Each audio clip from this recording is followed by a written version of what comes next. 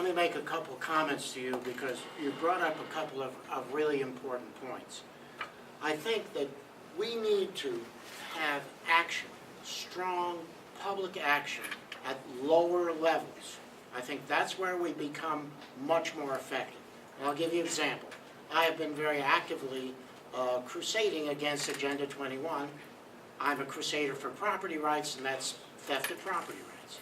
Well, we have gone to our Cherokee County Commission and our local grassroots group, the Cherokee County 912. We have packed the commission room multiple times over and over again. We've had a minimum of 50 912ers in that room. Sometimes when I've made presentations against Agenda 21, we've had 125 or more people in the room sympathetic to what I'm saying up there in front of the commission. And the commission is sitting there, they're looking at a sea of faces, all of whom are agreeing with what the speaker is saying. It does have an effect, not always, but at least if they don't vote your way the first time, it gives them pause to make sure that they are thinking about the fact, well, maybe I'm coming up for election, I might not get my power back.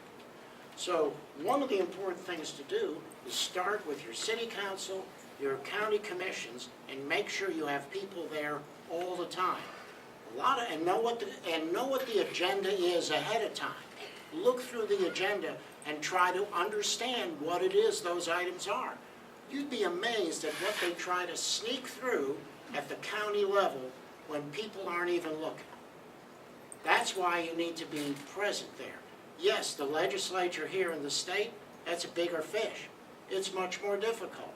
They think they're really gods on their own turf. But you can have an effect locally, and if enough people locally get involved, then you're going to start to see change. If we have a collapse of economic nature, those local communities are going to be even more important, because that's where you have your best opportunity to reestablish morality and a rule of law. It's on a local level. And that's one of the other points I wanted to make, is a lot of what's happening to us is because the morality that was part of the founding of this country is gone. When you, in the beginning, when you could go to the butcher and say, I want a pound of meat, and you and he agree upon what the meat is going to be, and he puts the pound on the scale, you don't have to worry that it's less than a pound, okay? Because you could do business on a handshake. There was morality there. Truthfulness, honesty, and morality. When that started to leave, that's when the call for big government came. Because if you're getting cheated in the butcher shop, you say, well, someone's got to do something to protect us. And that's when the call for bigger and bigger and bigger government comes. The lower the morality, the bigger the government. I don't believe a collapse is by accident. FDR said nothing in politics is by accident. All right, so if it is that way, it's because they wanted it that way. Adams did say a republic will only stand if we have a moral and virtuous people. Doesn't mean perfect. I know people hammer Christians and say, I'm not being Christian. Just understand the standard. 10 Commandments, do not, just their standards. And, and we all talk with, frankly, what do we have here, right? When that lady asked him in September of 1787, he said, a republic, if you can keep it. We're in the process of trying to keep it. That's what we're doing. See, we don't have to listen to Mr. Bonnier or Ms. Pelosi or Mr. Obama. I want to listen to the guys who signed the contract.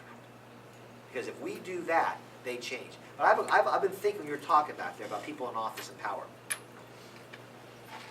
Why do people want to be in office? Why is their elected seat so important to them? See, no, but we hold the power. We're the sovereign. Just think next year, 2014, if we have a legislator or governor that says, we're not checking the box in IRS for the health care, just the health care part. What if we had a legislator that says, we're done sending our money to D.C. and get it back for our education. We're done sending it to D.C. for our roads. When that happens, the paradigm shift occurs. Then we have the debate at the local level, in Cherokee and Wake, and at this level. But when it's over there, it does feel like it's a behemoth we can never get to. But it's like eating the elephant, right? One at a time, one bite at a time.